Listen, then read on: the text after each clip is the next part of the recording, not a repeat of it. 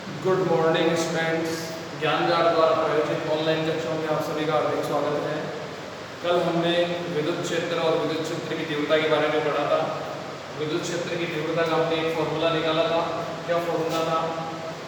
E बराबर F upon Q। Q not लो या Q लो, मतलब बल तथा आवेश का अनुपात विद्युत क्षेत्र की तीव्रता के बराबर होता है। आज इससे रिलेटेड एक क्वेश्चन करते हैं। क्वेश्चन क्या है? 15 इंटू 10 की घात -4 कूलम आवेश पर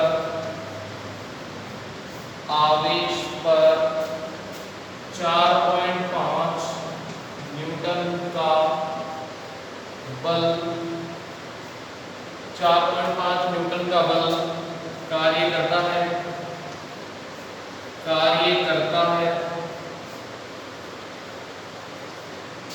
तो विद्युत क्षेत्र की तीव्रता का विद्युत क्षेत्र की तीव्रता का मान क्या होगा? विद्युत क्षेत्र की तीव्रता का मान क्या होगा?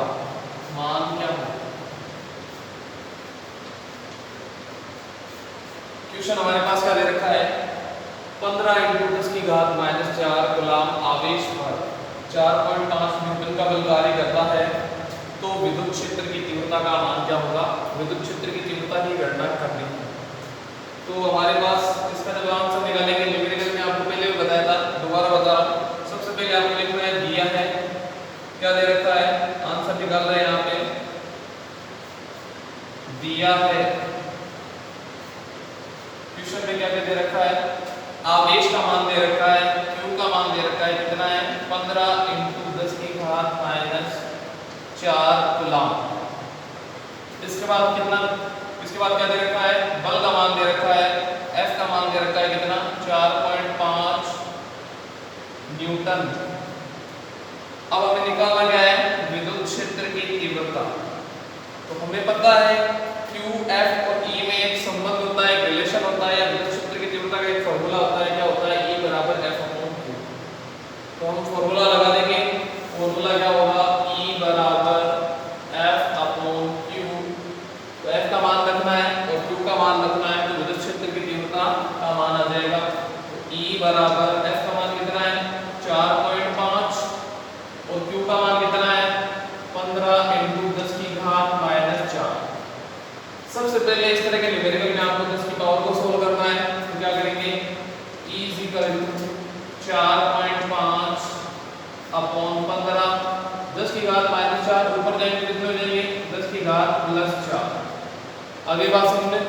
इसके बाद यहाँ से अगर हमें पॉइंट हटाना है तो नीचे 10 से गुणा करेंगे, तो फॉर्मूला बन जाएगा E बराबर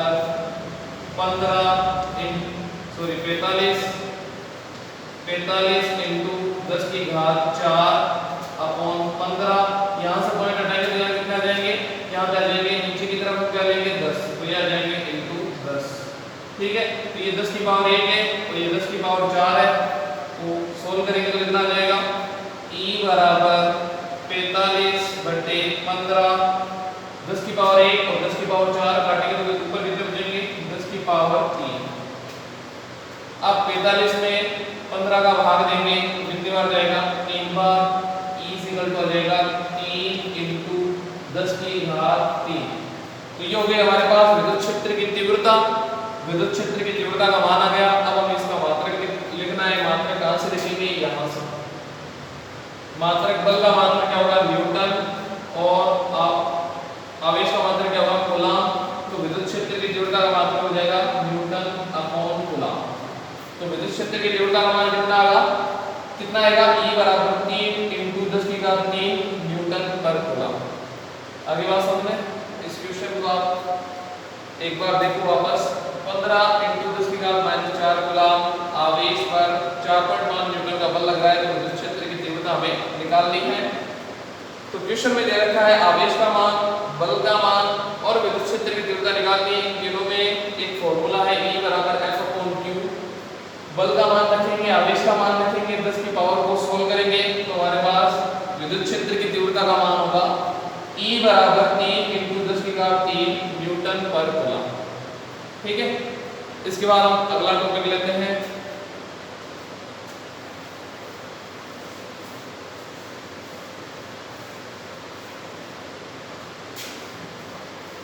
अगला टॉपिक है हमारा किसी बिंदु आवेश के कारण विद्युत क्षेत्र की तीव्रता। किसी बिंदु आवेश के कारण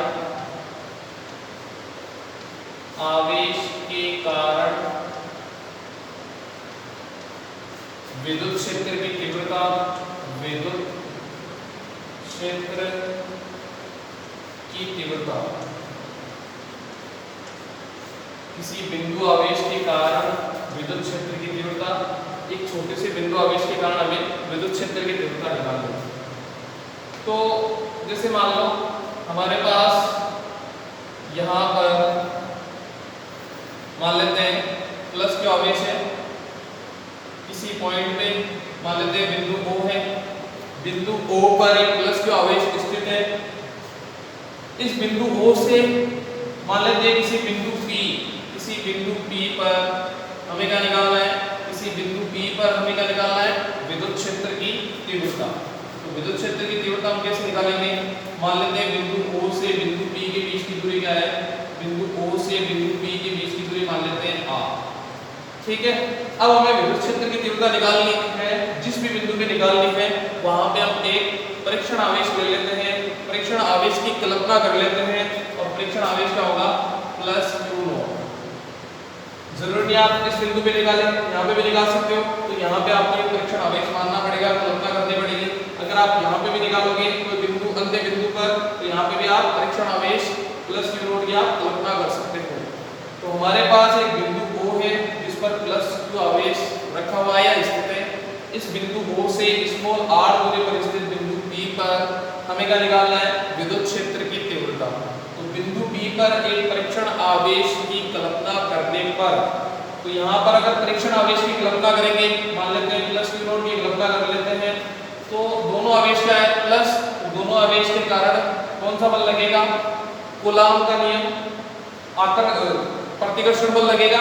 तो प्रतिकर्षण बल, अगर प्रतिकर्षण बल लगेगा तो बल का मान क्या होगा, यहाँ पे होगा F।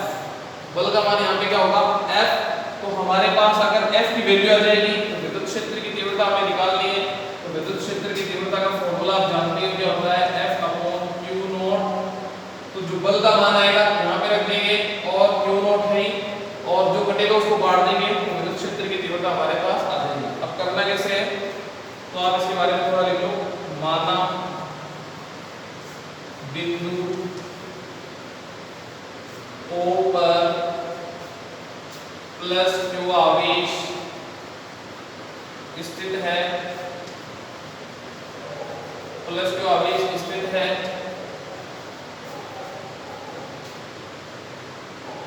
इस बिंदु से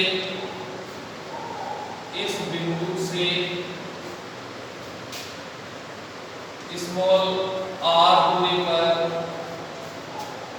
स्थित बिंदु P पर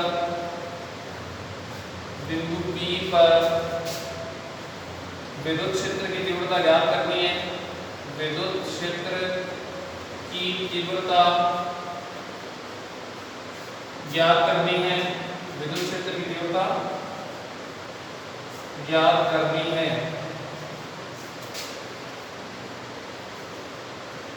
इस बिंदु पर या बिंदु P पर, बिंदु P पर प्लस Q नॉट आवेश की कल्पना करने पर, प्लस Q नॉट आवेश की कल्पना करने पर, प्लस Q नॉट आवेश की कल्पना करने पर,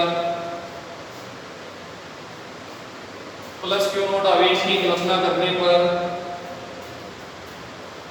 प्लस Q नॉट आवेश की कल्पना करने पर लगने वाला प्रतिकर्षण बल, लगने वाला प्रतिकर्षण बल प्रतिकर्षण बल निम्न होगा, या कूलाम के नियम से भी बोल सकते हो, कूलाम के नियम से निम्न होगा, निम्न होगा। अब कूलाम का नियम हमारे पास क्या है, F इजिकल टू के Q1 Q2 upon R square. तो यहाँ पे हम Q1 मान लेते हैं Q को और Q2 मान लेते हैं Q नोट को। कूलाम का नियम हमारे पास क्या आ जाएगा, कूलाम का नियम आ जाएगा F equal to K Q naught upon R square. समीकरण नंबर 1। हमारे पास माना कोई बिंदु O है जिस पर प्लस का आवेश स्थित है। इस बिंदु O से स्मॉल r दूरी पर मान लीजिए कोई अन्य बिंदु P है, यहाँ पे हमें विद्युत क्षेत्र की तीव्रता निकालनी है। तो बिंदु P पर हम एक परीक्षण आवेश प्लस Q नोट की कल्पना करेंगे। तो दो आवेशों के बीच में प्रतिकर्षण बल लगता है अगर दोनों आवेश समान प्रकृति के हो। तो कूलाम का नियम क्या है, F बराबर K Q1 Q2 upon r square. यहाँ पर Q1 क्या होगा, Q ये वाला आवेश, Q2 क्या होगा, Q नोट। तो Q1 के स्थान पे हम रख देंगे Q और Q2 के स्थान पे रखेंगे Q नोट। तो F बराबर आ जाएगा K Q naught upon r square, समीकरण नंबर 1। इसके बाद हम जानते हैं विद्युत क्षेत्र की तीव्रता की परिभाषा के अनुसार, विद्युत क्षेत्र की तीव्रता की परिभाषा के अनुसार, तो विद्युत क्षेत्र की तीव्रता की परिभाषा के अनुसार फॉर्मूला क्या है, E बराबर F अपॉन Q नोट। हम जानते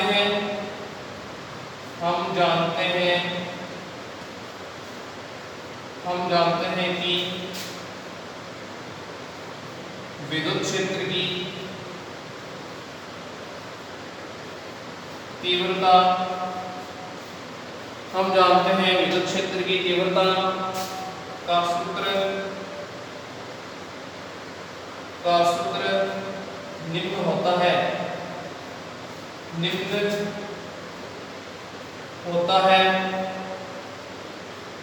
और वो क्या होता है, E बराबर F upon Q note. E बराबर F अपॉन Q नोट, यहाँ पे लिख देता हूँ मैं, E बराबर F अपॉन Q नोट, समीकरण नंबर 2। समीकरण नंबर 2 विद्युत क्षेत्र की तीव्रता की परिभाषा से फॉर्मूला आएगा हमारे पास E बराबर F अपॉन Q नोट। अब समीकरण 1 और 2 से विद्युत क्षेत्र की तीव्रता हम निकाल सकते हैं। कैसे निकालेंगे, देखो समीकरण 1 और 2 से विद्युत क्षेत्र की तीव्रता में निकालनी है। तो किस तरह से आएगी, समीकरण 1 और 2 से। तो समीकरण 2 में हमें क्या करना है, F का ये जो मान है यहाँ से उठा के हमें यहाँ पे रखना है। तो क्या करेंगे, E इक्वल टू F का मान क्या है, K Q naught upon R square. तो F का मान हमने रख दिया। अब ये तो हो गई F की value Q naught upon R square, और नीचे यहाँ क्या है, Q नोट। तो ये आ गया हमारे पास Q नोट। तो Q नोट से Q नोट कैंसिल हो जाएगा। तो क्या आएगा formula, E equal to K Q upon R square. तो बिंदु आवेश के कारण विद्युत क्षेत्र की तीव्रता का जो फॉर्मूला होगा वो होगा E बराबर K Q upon R square. K का मान आप सभी जने जानते हो क्या होता है, K equal to 1 upon 4 pi epsilon not.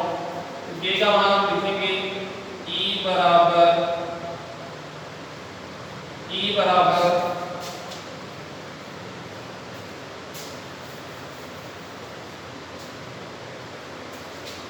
1 upon 4 pi epsilon not Q upon R square.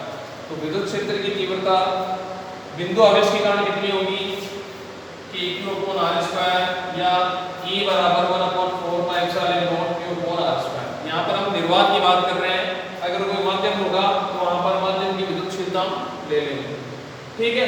तो ये तो हो गया विद्युत क्षेत्र की तीव्रता का परिमाण। अब क्योंकि विद्युत क्षेत्र क्या है, एक सदिश राशि है, विद्युत क्षेत्र की तीव्रता क्या है, एक सदिश राशि है।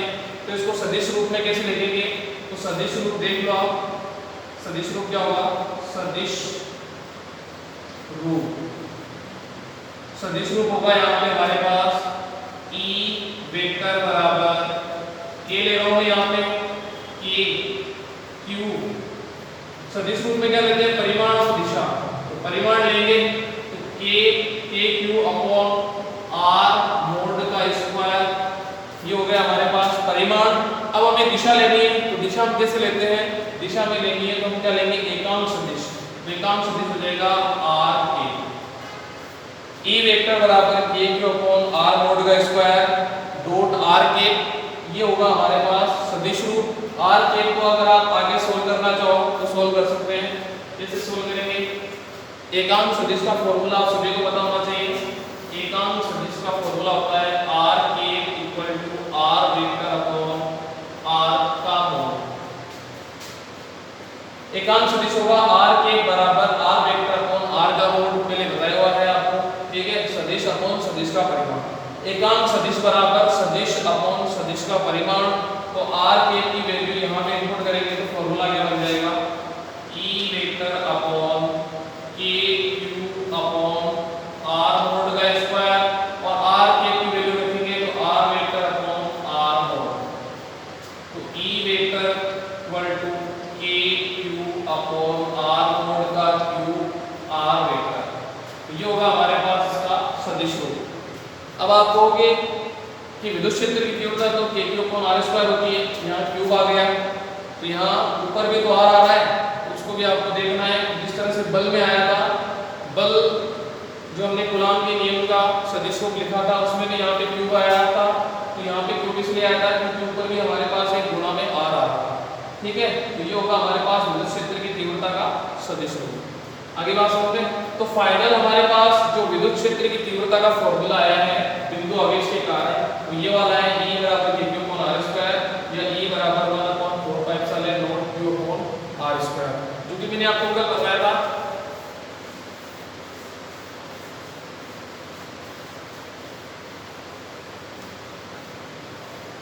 कल आपको बताया था विद्युत क्षेत्र की तीव्रता का फॉर्मूला हम ये निकालेंगे K Q upon R square, और आपको विद्युत विभव भी बताया था V equal to K Q upon R। ये तीसरे चैप्टर में इसको आने में भी टाइम लगेगा, और ये हमने आज निकाल लिया E बराबर K Q upon R square. तो यहाँ पे आपको किसी बिंदु आवेश के कारण विद्युत क्षेत्र की तीव्रता निकालनी हो तो ये वाला फॉर्मूला यूज में लेना है, E बराबर K Q upon R square. अब यहाँ पे आपको देखना है विद्युत क्षेत्र की तीव्रता और दूरी। विद्युत क्षेत्र की तीव्रता और दूरी में क्या रिलेशन है, E proportional to 1 upon R square. ये भी आपको ध्यान में रखना है। विद्युत क्षेत्र की तीव्रता और दूरी के बीच में अगर आपको ग्राफ बनाना हो तो ग्राफ आप किस तरह से बना सकते हो, सेम टू सेम बल के अकॉर्डिंग है। बल भी हमारे पास क्या था, F बराबर K Q1 Q2 upon R square, तो F समानुपाती 1 अपॉन R स्क्वायर। दोनों विद्युत क्षेत्र की तीव्रता और दूरी का ग्राफ और बल और दूरी का ग्राफ लगभग समान है, तो इस तरह से ग्राफ आएगा जैसे हमने बल और दूरी के बीच में बनाया था, उसी तरह से विद्युत क्षेत्र की तीव्रता और दूरी के बीच में ग्राफ होगा। यहाँ पे होगा E और यहाँ पे होगा R, ठीक है। E proportional to 1 upon R। तो हमारे पास फॉर्मूला क्या है, E proportional to 1 upon R। तो अगर R की वैल्यू बढ़ेगी E का मान क्या होगा, कम, और अगर R की वैल्यू घटेगी तो E का मान क्या होगा, ज्यादा। तो यहाँ पे आप देख सकते हो R की वैल्यू अगर यहाँ पे लें जो कि बहुत कम है तो E का मान क्या है, बहुत ज्यादा। आई बात समझ में। इसी तरह अगर R का मान बहुत ज्यादा करेंगे तो E का मान क्या आएगा, बहुत कम। तो विद्युत क्षेत्र की तीव्रता और दूरी के बीच में इस तरह का ग्राफ आता है। आगे बात समझ में। इसके बाद इससे रिलेटेड कुछ क्वेश्चन करेंगे, वो हम नेक्स्ट लेक्चर में करेंगे। ओके।